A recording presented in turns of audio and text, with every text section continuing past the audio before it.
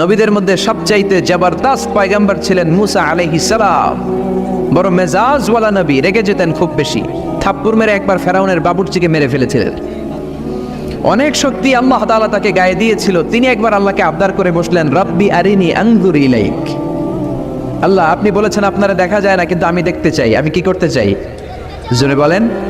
আল্লাহ বললেন, লান তারানি, never you can see me, never you can see me. তুমি আমাকে দেখতে পাবে না, কারণ আমাকে দেখা যায় না।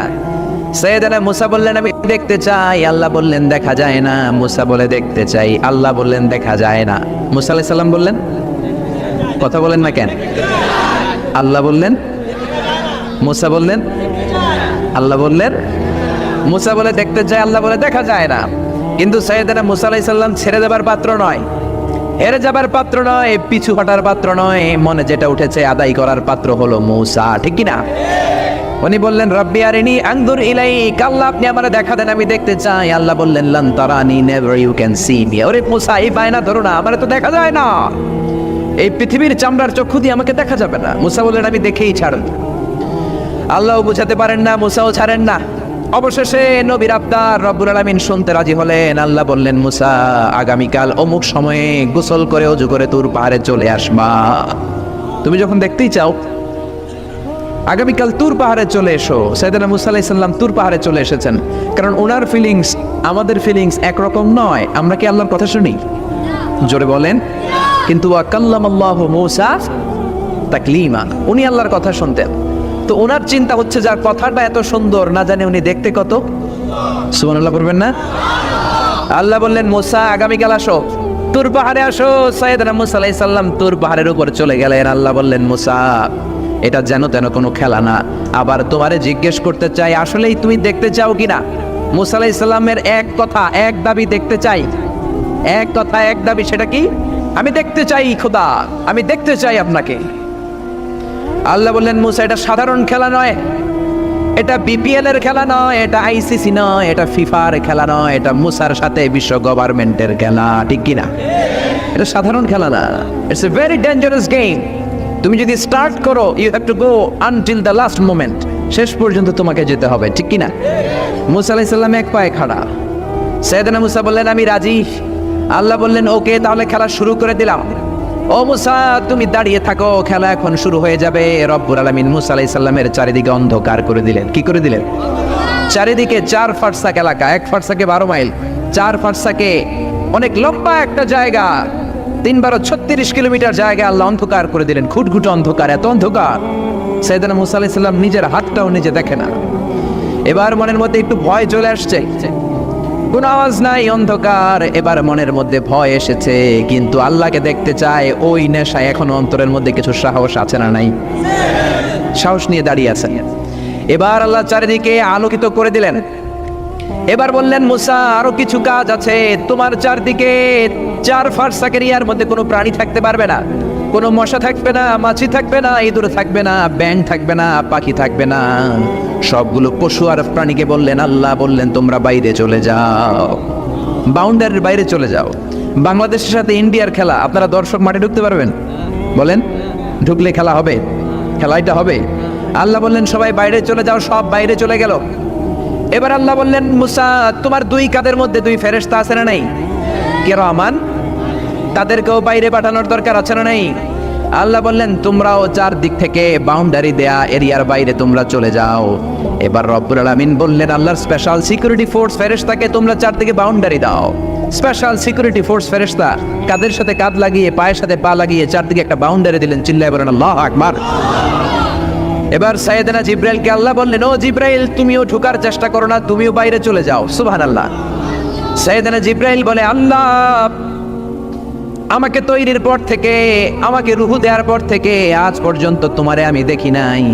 সিদরাতুল মুনতাহা হলো আমার লাস্ট বর্ডার। ওই বর্ডারে কান লাগিয়ে তুমি যা বলো শুনি, ওই কথাগুলো নবীদের কাছে পৌঁছে দেই, এটাই আমার ডিউটি। আজ পর্যন্ত আমিও তোমারে দেখি নাই, তোমার নূর এখনো দর্শন লাভ করি নাই, আমিও দেখতে চাই। আমার ভাই মুসার সাথে আমাকেও দেখতে দাও। আল্লাহ বলল, no no, this game is between Musa and me. এটা মুসার সাথে আমার খেলা, তোমার তো খেলা নাই, ঠিক কি না? জিব্রাইল, তুমিও বাইরে চলে যাও। সাইয়েদনা জিব্রাইলও বাইরে চলে গেলেন। এবার একেবারে গ্রাউন্ড রেডি, স্টেডিয়াম রেডি, এবার খেলা হবে। খেলা কি হবে জোরে বলেন, কি হবে? মুসা আলাইহিস সালামের বিশ্ব গভর্নমেন্ট, আল্লাহর সাথে খেলা। আল্লাহ বললেন, মুসা তুমি উপরের দিকে তাকাও। সাইয়েদনা মুসা আলাইহিস সালাম উপরের দিকে তাকালেন, দেখলেন প্রথম আকাশ দেখা যায়, তারপরে দ্বিতীয় আকাশ, তৃতীয় আকাশ, সব দেখতে আরম্ভ করলেন। প্রথম আকাশ, এটা বিশাল একটা area, it's a big space, we can't imagine. এটা কত বড় আমরা কল্পনাও করতে পারি না, বিশাল। হাতি, সূরাতুল ফিল আছে না নাই? সবচেয়ে ছোট্ট সাইজের প্রাণী পিঁপড়া, পিঁপড়ার নামে সূরা আছে না নাই? সূরাতু আন-নামাল। এরপর মাকড়সার 8 পা, মাকড়সার নামে আছে না নাই? সূরাতু আল-আনকাবুত। মৌমাছি, মৌমাছির নামে আছে না নাই? সূরাতু আন-নাহাল। নারীদের নামে আছে না নাই? নারীদেরকে আমরা পছন্দ করি বেশি, ঠিক কিনা? বিশ্বনবী পছন্দ করতেন, নারীদের মর্যাদা বেশি, মায়ের মর্যাদা 3 গুণ বেশি বাবার চেয়ে। এজন্য দেশের ক্ষমতায় আমরা নারীদেরকে বসাই দিচ্ছি, যেহেতু ক্ষমতা কয় গুণ বেশি, 3 ডবল যেহেতু মর্যাদা, তো বাবারে বসাবো কেন, মারই বসাই দিলাম। 2 মাই আছে, ঠিক কিনা? এই স্বাধীনতার পর থেকে এই 2 মা, আল্লাহ করে মা দিছে কয়টা জোরে বলেন? এই 2 মা যদি একটু আদর সোহাগ দিয়ে আমাদেরকে রাখতো, তাহলে বাংলাদেশটা সিঙ্গাপুর হয়ে যেত। চিল্লা এখন, ঠিক কিনা? সিঙ্গাপুরে আমি ছিলাম কিছুদিন, আমার প্রোগ্রাম ছিল। এবছর গিয়েছিলাম ব্যাংককে, থাইল্যান্ড। তো ওদের দেশের একটা নিয়ম আছে, সেটা হচ্ছে ম্যারিটোক্রেসি। দেশের সব নিয়োগগুলো মেরিটের ভিত্তিতে হবে, যোগ্যতার ভিত্তিতে, চাচা খালুর টেলিফোনে নয়। কিন্তু আমাদের দেশে মামা খালুর ফোনে চাকরি আছে না নাই? সিঙ্গাপুরে নাই। এই সিঙ্গাপুরটা গোটা বিশ্বে পরিচিত ছিল জেলেপাড়া হিসেবে। জেলেপাড়া মাছ ধরতো, কি ধরতো? যেই এলাকাটা মাছ ধরে খেত, এই এলাকাটা এখন গোটা বিশ্বের উন্নত ডেভেলপড কান্ট্রি, দ্য ফার্স্ট ওয়ার্ল্ডের একটা অন্যতম দেশ। চিল্লায় বলেন ঠিক না? গোটা বিশ্বের মানুষগুলো ট্যুরিজমের জন্য সেখানে যায়। চমৎকার চমৎকার ট্যুরিস্ট অ্যাট্রাকশন তারা সেখানে করে রেখেছে। ওদের ছোট্ট একটা দেশ, একটা শহর নিয়ে একটা দেশ। আমাদের এতগুলো জেলা, 64টা জেলা, ওদের এতগুলো জেলা নাই, একটা মাত্র জেলা। ওই জেলার নামেই শহর, জেলাটার নাম সিঙ্গাপুর। মূলত এটা এসেছে ইন্ডিয়ান শব্দ সিংহপুর থেকে, আগে ওখানে সিংহ থাকতো। সিংহপুর থেকে সিঙ্গাপুর। যেহেতু জায়গা কম, সেহেতু তারা 3টা সিঙ্গাপুর বানিয়েছে, উপরে একটা, মাটির নিচে আরো 2টা। আপনি মাটির নিচে গেলে অবাক হয়ে যাবেন, মাটির নিচে আরো 2 সিঙ্গাপুর। সব ট্রেনগুলো, সব গাড়িগুলো মাটির নিচ দিয়ে চলে, উপরেও কিছু আছে। তো বাংলাদেশে এরকম হতে পারতো যদি আমরা ভালো ভালো নেতা পেতাম। জোরে বলেন ঠিক কিনা? আমরা স্বাধীনতা পেয়েছি, কিন্তু স্বাধীনতার মজা আমরা পাই নাই। 71-এ আমাদের উপর জুলুম করেছে পাক হানাদার বাহিনী, আর 71-এর পর আমাদের উপর জুলুম করছে আমাদের ভোট দেয়া নেতারাই। চিল্লায় বলেন ঠিক কিনা? এজন্য নেতা বানানোর সময় বুঝে শুনে বানানোর দরকার আছে না নাই? যারা কোরআন পছন্দ করে, ইসলাম পছন্দ করে, আমরা তাদের সাথে আসি না নাই? আপনি কোরআন নিয়ে যদি রিসার্চ করেন, অবাক হয়ে যাবেন।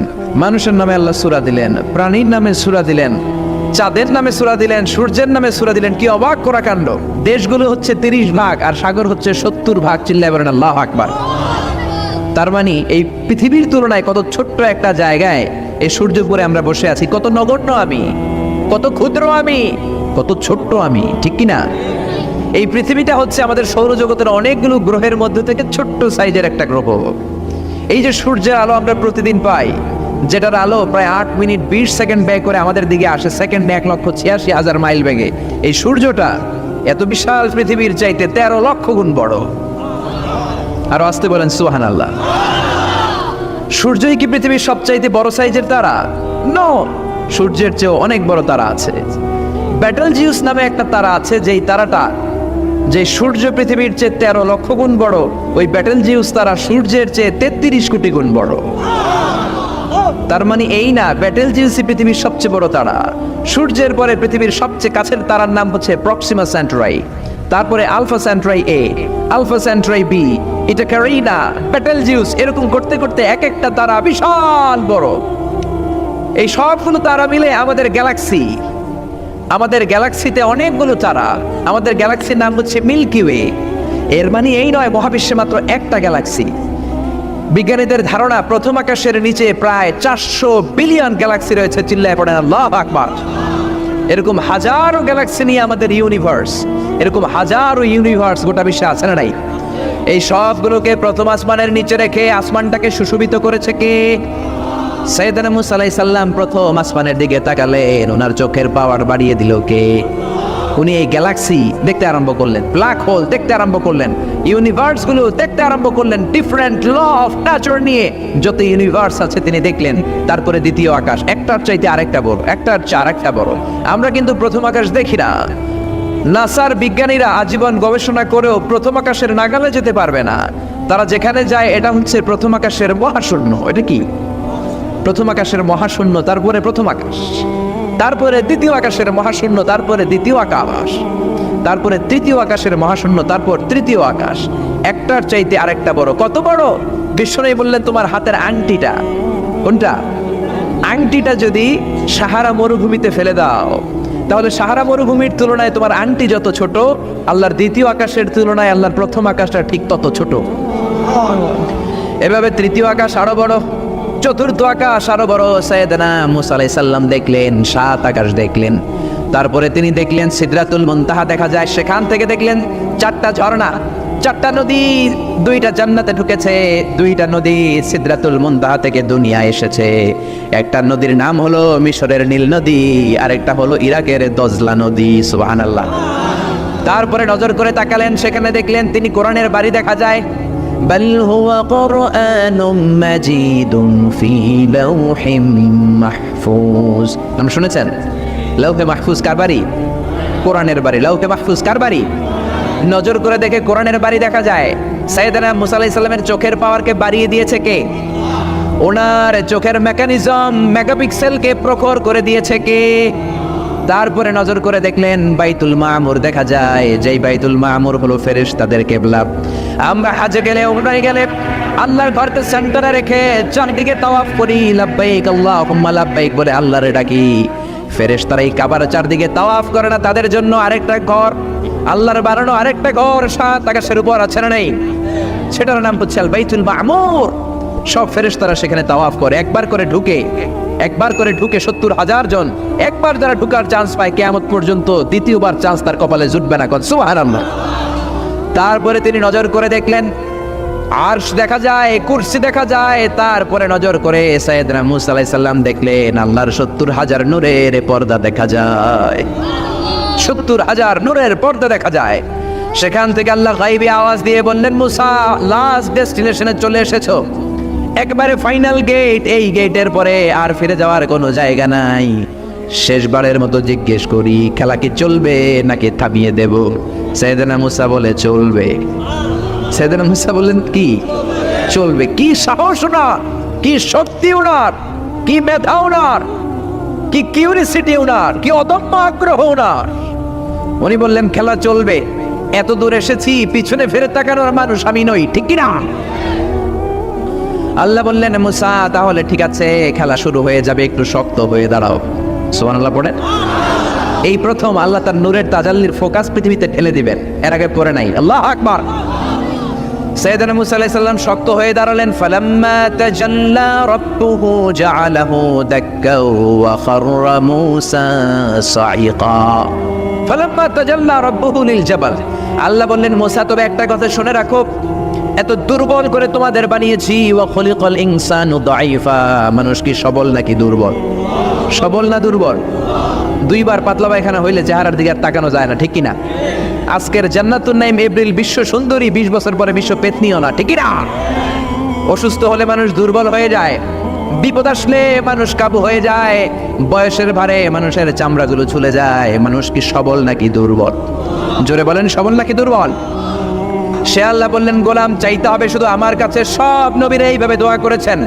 সাইয়েদনা ঈসা আলাইহিস সালাম দোয়া করেছেন, আল্লাহ আপনার কাছে আমি দোয়া করি আমারে আপনি শেষ নবী বানায়া দেন। কোন নবী? জোরে বলেন। এটা কি সম্ভব? কারণ শেষ নবী একজন আছে না নাই? কি নাম? সবাই বলেন কি নাম? মুহাম্মদ সাল্লাল্লাহু। আল্লাহ বললেন না না, উল্টা পাল্টা আবদার করো না, ওই নবুয়ত দিয়ে দেয়া হয়েছে। ঈসা বললেন ওকে, আমি পড়েছি ইনজিলের মধ্যে ওই নবীর উম্মতদের এত মর্যাদা, বনি ইসরাইলের অনেক নবীর চাইতে নাকি উম্মতে মুহাম্মাদের মর্যাদা অনেক বেশি হবে। আল্লাহ শেষ নবী আমাকে বানালেন না, ওকে, কিন্তু আমার উম্মতকে ওই উম্মত বানান। আল্লাহ বলেন নো, ওইটাও দেয়া হয়ে গেছে, পাবে কে? বিশ্বনবী পাবে। বিশ্বনবীর উম্মত আমরা হলাম উম্মতে মুহাম্মাদি। আমাদের মধ্য থেকে যারা আলেম হবে, হক্কানি আবেদ হবে, আল্লাহর ওলি হবে, বনি ইসরাইলের অনেক নবীদের চাইতেও তাদের মর্যাদা বেশি হয়ে যাবে। সুবহানাল্লাহ। এবার উনি চোখের পানি ছেড়ে দিলেন। আল্লাহ দোয়া করলাম আমার শেষ নবী বানালেন না, দোয়া করলাম আখিরি উম্মত আমারে দেন, আমারে দিলেন না। এবার আমি দোয়া করি, এই দোয়া কিন্তু ফেলতে পারবেন না। আল্লাহ বললেন করো করো। সাইয়েদনা ঈসা বললেন আল্লাহ তাহলে আপনি আমাকে এই পৃথিবীর মধ্যে ওই নবীর উম্মত করে আরেকবার দুনিয়াতে পাঠানো লাগবে। সুবহানাল্লাহ। কবুল করে নিল কে? পৃথিবীতে একজন নবী এখনো মরে নাই, কি নাম? ঈসা আলাইহিস সালাম। উনি আসবেন ইমাম মাহাদির 7 বছর যখন হবে, তার গভর্নিং 7 বছর চলে যাওয়ার পরে আসবেন। ঈসা আলাইহিস সালাম যখন আসবেন এসে দাজ্জালকে অ্যান্টি ক্রাইস্টকে নিজ হাতে হত্যা করবেন। চিল্লায় বলেন ঠিক কি না? এটা ছিল ঈসা নবীর দোয়া। এবার বিশ্বনবী কোন দোয়া করেছেন জানার দরকার আছে না নেই? বিশ্বনবী বলেন লিকুল্লি নবীন দাওয়াতুন মুস্তাজাবা। প্রত্যেক নবীর জন্য একটা করে দাওয়া মুস্তাজাবা আছে। আলেম যারা আছেন তারা বুঝবেন। দাওয়া মুস্তাজাবা মানে এমন দোয়া যেটা কবুল হয়ে যায়। দোয়া করলেই, কথা বলেন, দোয়া করলেই কবুল। এরকম দোয়া রব্বুল আলামিন সব নবীকে একটা একটা করে দিয়েছেন। ওই দোয়াটা করলেই সেকেন্ডের মধ্যেই কবুল করে দেয় কে? সব নবী ওই দোয়া দুনিয়াতেই করে ফেলেছে। বিশ্বনবী বললেন লিকুল্লি নবীন দাওয়া মুস্তাজাবা। সব নবীর জন্য একটা স্পেশাল দোয়া আছে, দাও বিহা, যেই দোয়াটা নবীরা দুনিয়াতেই করে ফেলেছে। ওয়া ইন্নী আখতাবিউ দাওয়াতি শাফাআতান লি উম্মতি ইয়াউমাল কিয়ামাহ। আল্লাহু আকবার। আর আমি আমার দাওয়া মুস্তাজাবা স্পেশাল দোয়াটা এখনো করি নাই। আমার দোয়াটা এখনো আমি জমিয়ে রেখেছি। কিয়ামতের কঠিন ময়দানে আমার উম্মত যখন বিপদে পড়ে যাবে, আমার উম্মতের জান্নাতে যাওয়ার ব্যাপারে ঝামেলা লেগে যাবে, আল্লাহর অনুমতি ক্রমে শাফাত করে করে আমি আমার উম্মতদেরকে জান্নাতে ঢুকিয়ে দেব। তখন আমি ওই দোয়াটা করব। বিশ্বনবী সেজদায় পড়ে থাকবেন কিয়ামতের ময়দানে। সব নবীরাও বলবে ইয়া নাফসি ইয়া নাফসি। কেউ যখন আল্লাহর কাছে যেতে পারবে না, সবাই মিলে বিশ্বনবীর কাছে যাওয়ার পরে বিশ্বনবী তখনও মাথা তুলবেন না। বিশ্বনবী কপাল ঠুকে কেঁদে কেঁদে বলবেন রব্বি হাবলি উম্মতি। ও আল্লাহ আমার উম্মতকে আপনি মাফ করে দেন। সুবহানাল্লাহ। আল্লাহ বলবেন নবী ইরফা রাসাক, মাথা উঠান, সাল তুতা, আজকে যা চাইবেন তাই দিব। ইশফা তুশাফা, যারাই শাফাত করবেন আমার অনুমতি ক্রমে কবুল করে নিব। সুবহানাল্লাহ।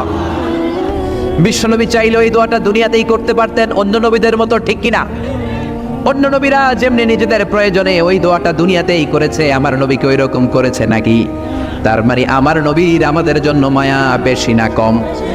আমার জন্য রেখে দিয়েছেন ওই দোয়াটা, আপনার জন্য রেখে দিয়েছেন দোয়াটা, আমাদের জন্য দোয়াটা রেখে দিয়েছেন।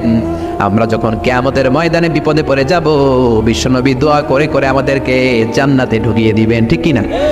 বিশ্বনবী দুনিয়াতে কম আঘাত সহ্য করেন নাই। যেই লোকটার বাইরের চামড়া থেকে রগ দেখা যেত, রগের ভেতর দিয়ে যে রক্তগুলো দৌড়াদৌড়ি করে সেটাও দেখা যেত। সুবহানাল্লাহ। পৃথিবী এত সুন্দর মানুষ দেখে নাই। ওই লোকটাকে পাথর মেরে মেরে তায়েফের ময়দানে রক্তাক্ত করা হয়েছে 3 বার। আমি দেখে এসেছি এবার জায়গাটা। একবার আহত হলেন, আবার উঠলেন, আবার পাহাড়ের কাছে গেলেন, আবার মারা হলো, আবার পাহাড়ের ওই পাশে গেলেন, আবার মারা হলো। 3 বার পাথর মারা হলো। বিশ্বনবী নিজের কোনো প্রয়োজনে, নিজের স্বার্থের জন্য যান নাই। তায়েফবাসীদের জান্নাত নিশ্চিত করার জন্য, তাদের ভালোর জন্য, তাদেরকে দাওয়াত দেওয়ার জন্য গিয়েছেন। তারপরও মাইর আসারা নাই, তখনও বিশ্বনবী দোয়া করেন নাই। ওই দিন যদি দোয়া করতেন আল্লাহ তায়েফবাসীদেরকে আপনি শেষ করে দেন, সেকেন্ডের মধ্যে পুরো তায়েফকে পাউডার করে দিতে পারত কে?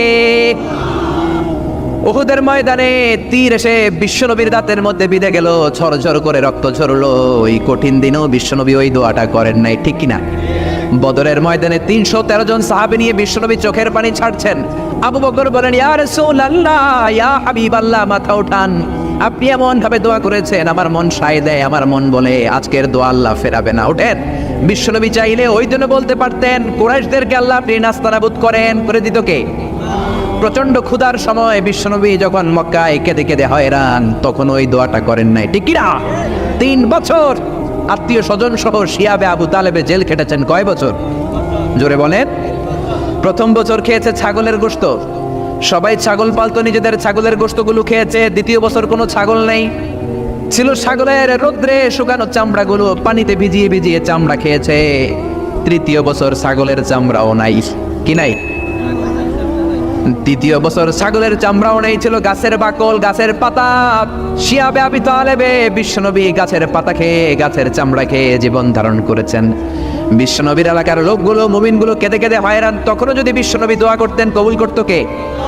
মদিনায় দুর্ভিক্ষ, কোনো খাবার নাই, বিশ্বনবীর পেটে কোনো খাবার নাই, কোনো দানা পানা পড়ে নাই। বিশ্বনবীর কলিজার টুকরা নাতি হাসান আর হোসাইনের পেটেও কোনো খাবার নাই।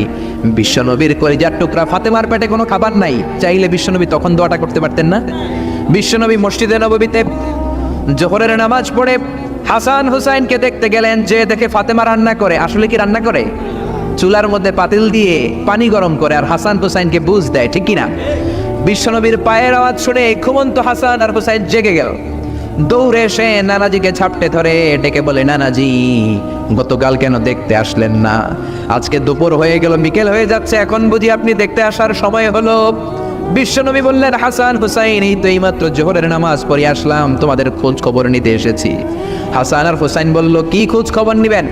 খোঁজ খবর নেওয়ার আগে একটা বিচার করে দেন। বিচার? আপনি তো আহকামুল হাকিমিন, সব চাইতে বড় বিচারকের সব চাইতে বড় নবী, ইনসাফ ওয়ালা নবী। আপনার কাছে বিচার দিয়ে কেউ কোনোদিন বিচারে ঠকে নাই, ঠিক কিনা?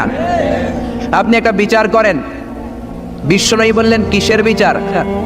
হাসান বলে, নানাজি আপনার মেয়ের নামের বিচার, ফাতেমার নামের বিচার। বিশ্বনবী বললেন, ও হাসান, আমার মেয়ে ফাতেমার আবার কি বিচার? কি অপরাধ আমার ফাতেমার? হাসান হোসেন চোখের পানি ছেড়ে দিয়ে ডেকে বলে, নানাজি আপনার মেয়ে আমাদেরকে খাবার দেয় না কেন? খাবার দেয় না কেন? বিচার দিলাম, গতকাল সারাদিন বলেছে রাত্রিবেলা খাবার দিবে, রাতে খাবার দেয় নাই।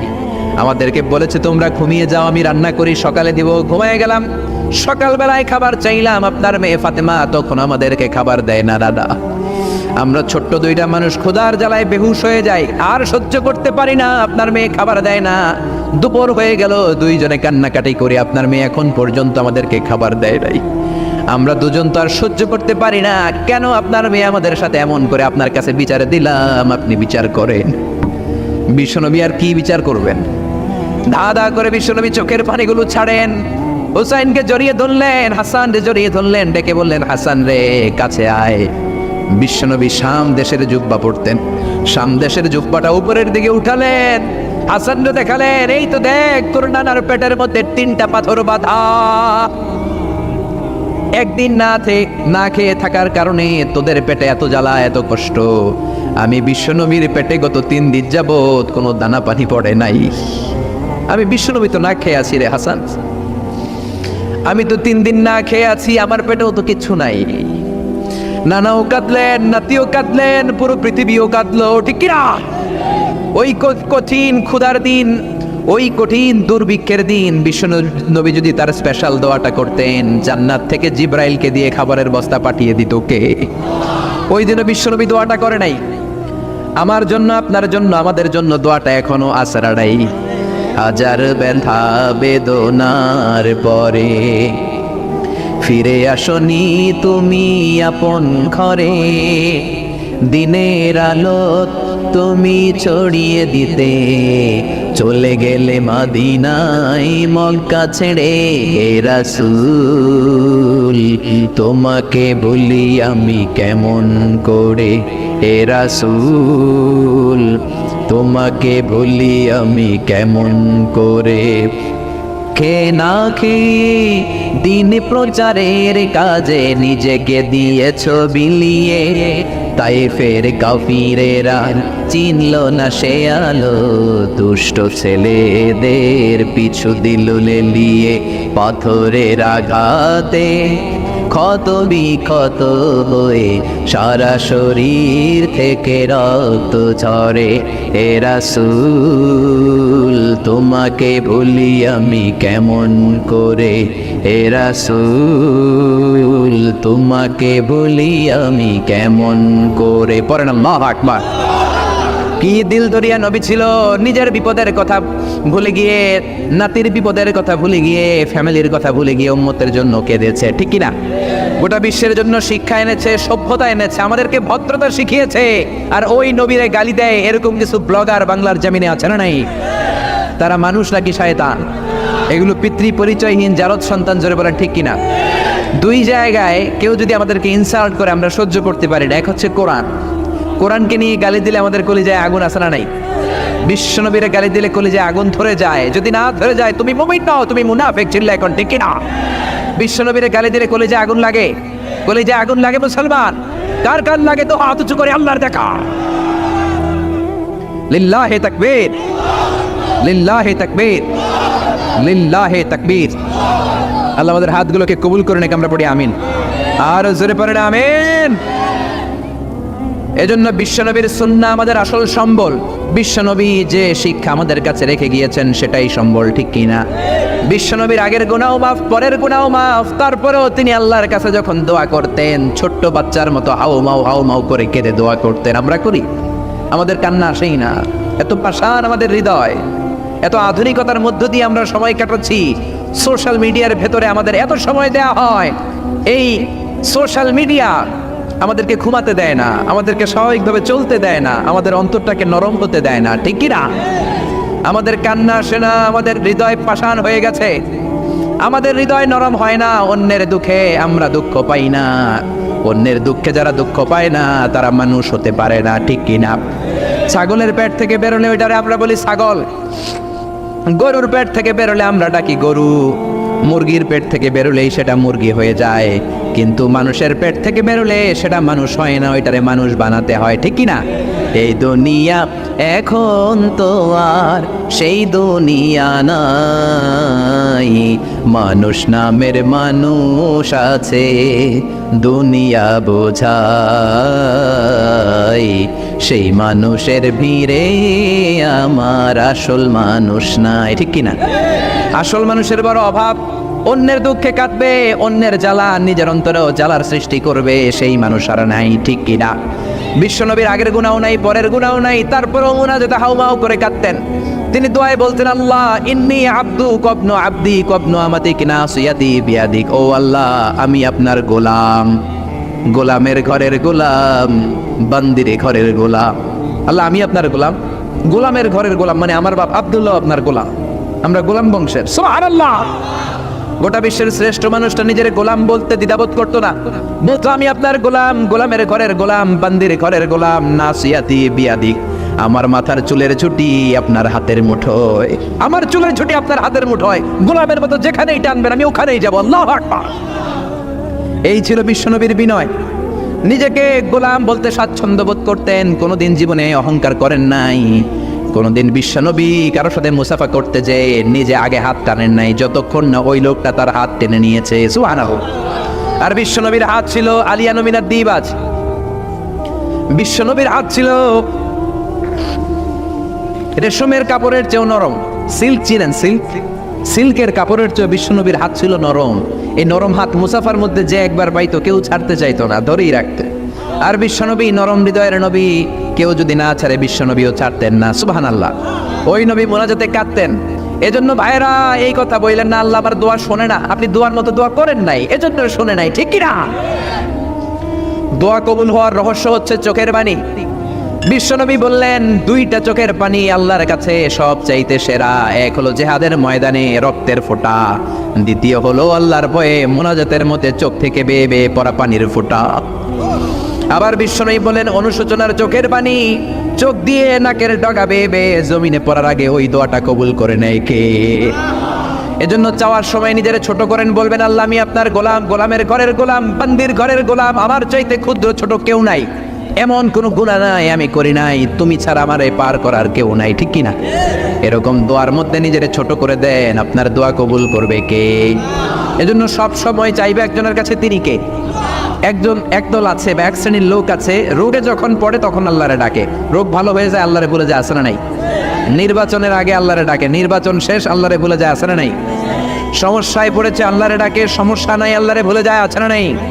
এমন করা যাবে না, সব সময় ডাকবেন। তবে রব্বুল আলামিন বলেন স্পেশাল কিছু সময় আছে, ওই সময় দোয়া করলে দোয়া কবুল করে নেয় কে? তাহাজ্জুদের সময়। এই স্পেশাল দু একটা সময়ের কথা বলে আমরা দোয়া করব। দোয়া না নিয়ে আজকে কে কে চলে যাবেন? হাত তুলে দেখান তো। থাকবেন সবাই? দোয়া করে যাবেন? অল্প 2-1 মিনিট কথা বলে আমি এখন দোয়ার দিকে যাব। ওয়াদা করেছেন বসে থাকবেন। ওয়াদার খেলাফ করা কি মুমিনের আলামত না মুনাফিকের? আমরা একসাথে দোয়া করে আজকে এখান থেকে বিদায় নিব। পড়েন ইনশাআল্লাহ। তাহাজ্জুদের সময় দোয়া করবেন। ওয়া মিনাল লাইলি ফাতাহাজ্জাদ বিহি নাফিলাতান লাকা আসা আন ইয়াবআসাকা রাব্বুকা মাকামাম মাহমুদা। তাহাজ্জুদের নামাজ পড়লে আপনার মর্যাদা বাড়ায় দিবে কে? এখন হুজুর আমরা তো ফজরই পড়ি না, তাহাজ্জুদ কখন পড়বো? তাহাজ্জুদ তো তাদের যারা ফজর পড়ে, ঠিক কিনা? ফজরই তো পড়ে না, তাহাজ্জুদ কখন? ফজরের সময় মসজিদের বেহাল দশা। ফজরের সময় যত মসজিদে নামাজ পড়লাম খালি মুরব্বী চাচাদেরকে পাওয়া যায়, ইয়াং ছেলেরা নাই। ফজরের নামাজ মুরব্বীদের জন্য নয়, ফজরের নামাজ তোমাদের মতো ইয়াংস্টার যারা আছো তাদের জন্য, ঠিক কিনা? ওয়াদা করো সূর্যপুরের মসজিদগুলোতে যুবকরা যে ফজরের নামাজে মসজিদ ভরে দিবা, রাজি আছো? রাজি আছো যুবকেরা? এই যৌবন বয়সের ইবাদত আল্লাহর কাছে সবচাইতে প্রিয়। খেয়াল করে বোঝার চেষ্টা করো। যুবক বয়সে যদি গভর্নমেন্ট সার্ভিস করো, বার্ধক্যে উপনীত হলে পেনশন আছে না নাই? অনুরূপভাবে যুবক বয়সে যদি ইবাদত করো, বার্ধক্য অবস্থায় ইবাদত করতে না পারলেও পেনশনের হিসাবে তোমার আমলনামায় সওয়াব দিয়ে দিবে কে?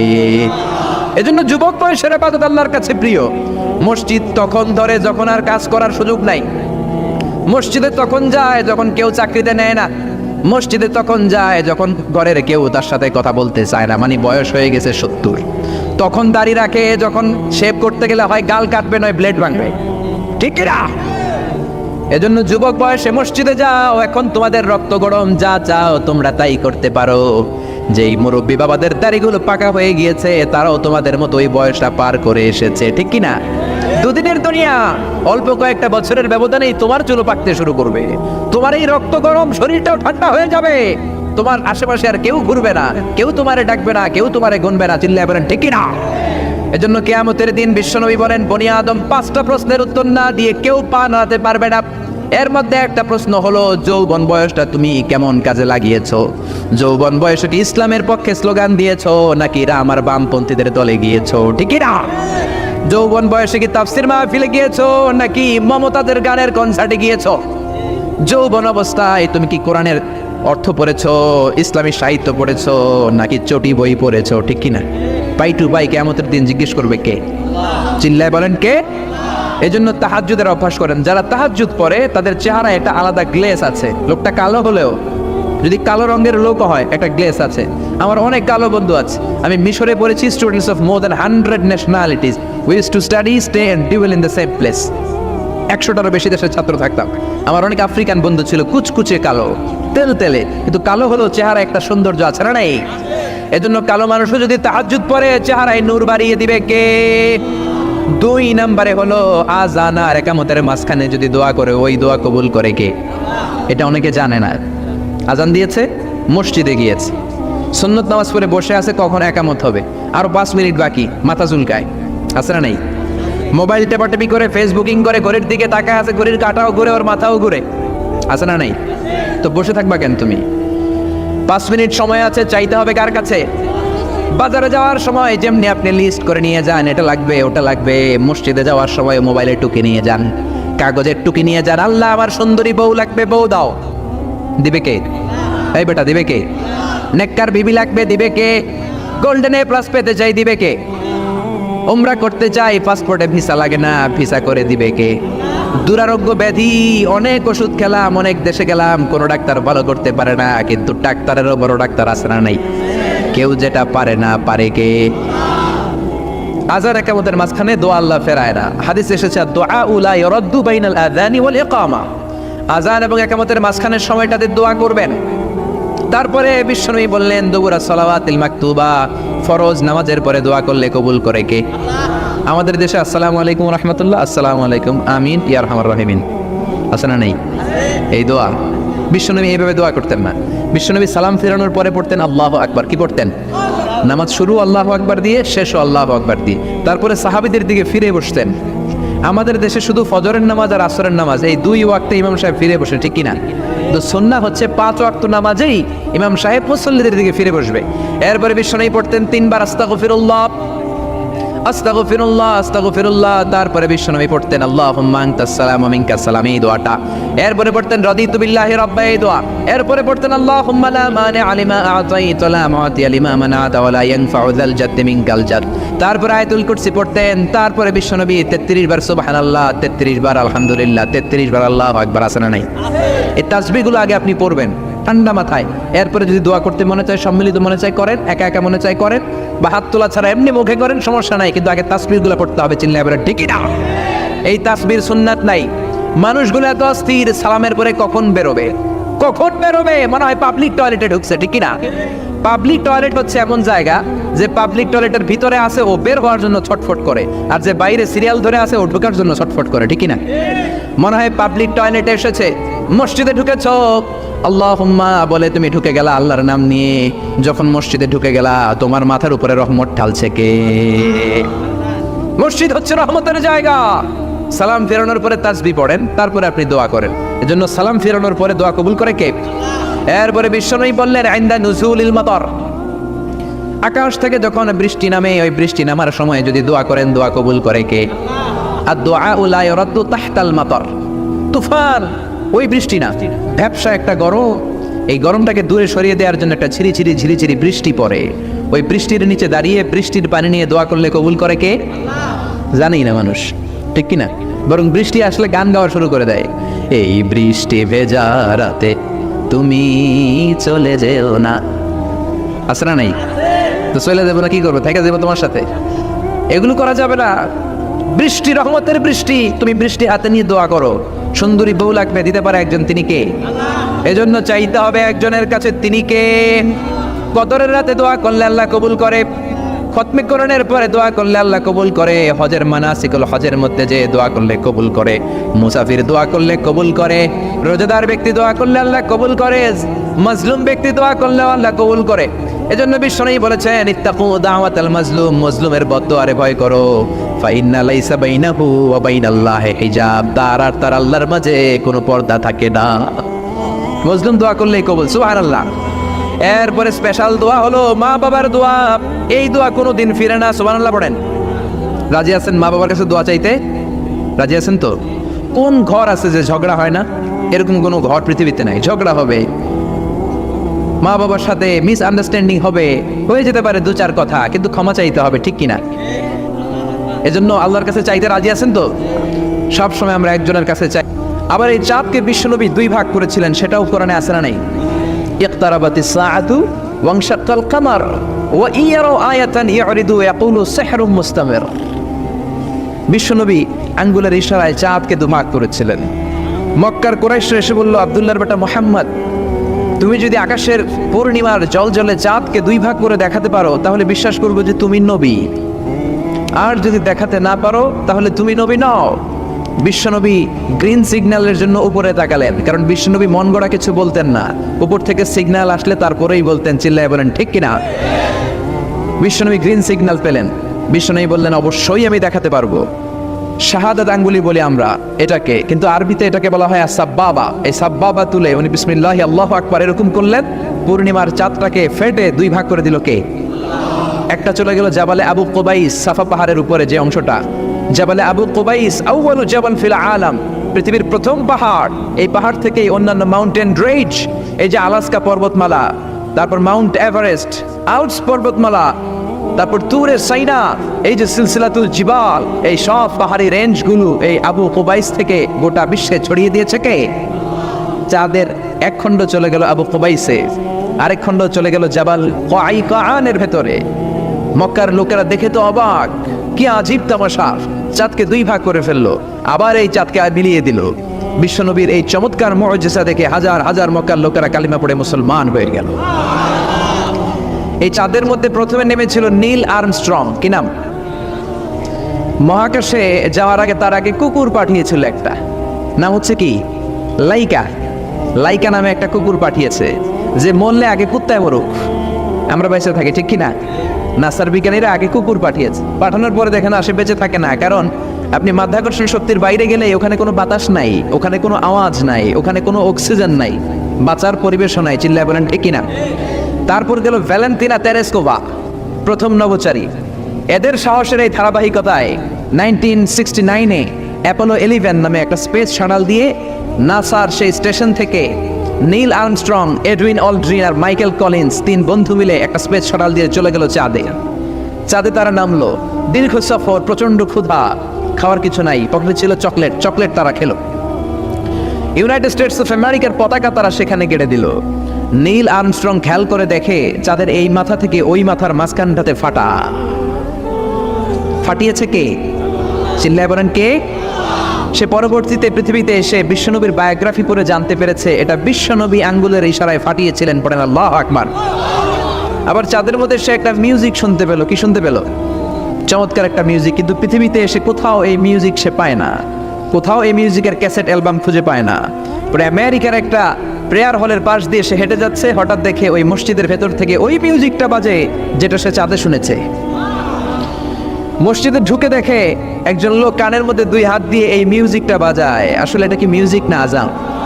চিল্লায় বলেন মিউজিক না আজান?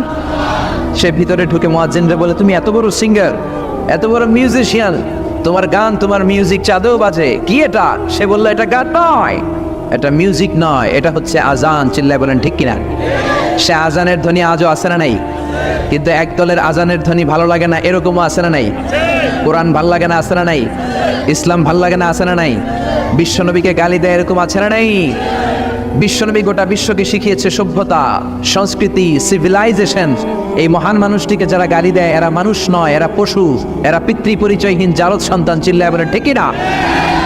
আপনি ব্রিটিশ মিউজিয়ামে যদি ঢুকেন দেখবেন সাদা পাথরের ফলকে লেখা, as a father, as a teacher, as a lawgiver, as a lawmaker, as a reformer of the society, Muhammad is the superman of the world. চিল্লায় বলেন আল্লাহু আকবার।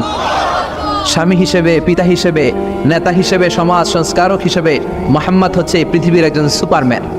এজন্য বিশ্বনবীকে যারা গালি দেয় এরা মানুষের কাতারে পড়তে পারে না। চিল্লায় বলেন ঠিক কিনা? আল্লাহ এদেরকে হেদায়েত দান করুক, আমরা পড়ি আমিন। আর জোরে পড়েন আমিন। আমি সূরাতুল বাকারার 186 নম্বর আয়াত তেলাওয়াত করেছি। আল্লাহ সেখানে বলছেন, ওয়া ইযা সাআলাকা ইবাদি আন্নী ফাইন্নী করিব। ও নবী, আমার বান্দারা যখন আমার ব্যাপারে জিজ্ঞেস করে যে আমি কোথায়, আপনি বলে দেন ফাইন্নী করিব, নিশ্চয়ই আমি কাছে। আল্লাহ কি কাছে না দূরে? আল্লাহ যদি তৌফিক এনায়েত করেন শেষ পর্যন্ত এই আয়াতের আলোকে আপনাদের সাথে কি করে আল্লাহকে ডাকতে হয়, কেমন করে প্রার্থনা করতে হয়, কেমন করে মুনাজাত করতে হয়, সে বিষয়ে কিছু কথা শেয়ার করব ইনশাআল্লাহ। সবাই পড়েন ইনশাআল্লাহ। ওয়া ইযা সাআলাকা ইবাদি, যখন বান্দারা জিজ্ঞেস করে আপনাকে আমার ব্যাপারে, আন্নী ফাইন্নী করিব, আপনি বলে দেন নিশ্চয়ই আমি কাছে। বোঝা গেল আল্লাহ আমাদের কাছে। চিৎকার করে বলেন আল্লাহ কাছে না দূরে? কাছে না দূরে? ওয়া নাহনু আকরাবু ইলাইহি মিন হাবলিল ওয়ারিদ। আল্লাহ বলছেন হাবলুল ওয়ারিদ, তোমার ঘাড়ের যে রগ আছে এই রগের চেয়েও বেশি কাছে। তুমি তোমার যত কাছে তোমার রব তার চাইতেও তোমার বেশি কাছে, ঠিক কি না? এখন এই যে হুজুর আমার কাছে, হুজুরকে দেখা যায় কি যায় না? উনি আমার কাছে, দেখা যায় কি যায় না? আল্লাহ বললেন আমি তোমাদের কাছে, কিন্তু আল্লাহকে কি দেখা যায়? জোরে বলেন। এখন কাছে হলে তো দেখা যাওয়া উচিত ছিল, ঠিক কি না? কিন্তু আল্লাহকে দেখা যায় না। দেখা যায়? কেউ দেখেছেন? পিছনের কেউ দেখেছেন? কেউ আমরা দেখি নাই। লা তুদরিকুল আবসার ওয়া হুয়া ইউদরিকুল আবসার ওয়া হুয়াল লাতীফুল খাবীর। তাকে দেখা যায় না, তাকে ধরা যায় না, তাকে ছোঁয়া যায় না, তাকে না দেখে বিশ্বাস করে নিতে হয়। চিল্লায় বলেন ঠিক কি না? কেমন করে আপনি তাকে দেখবেন? আপনি তো নিজেকেই দেখেন নাই। আপনি কি আপনার নিজেকে দেখেছেন?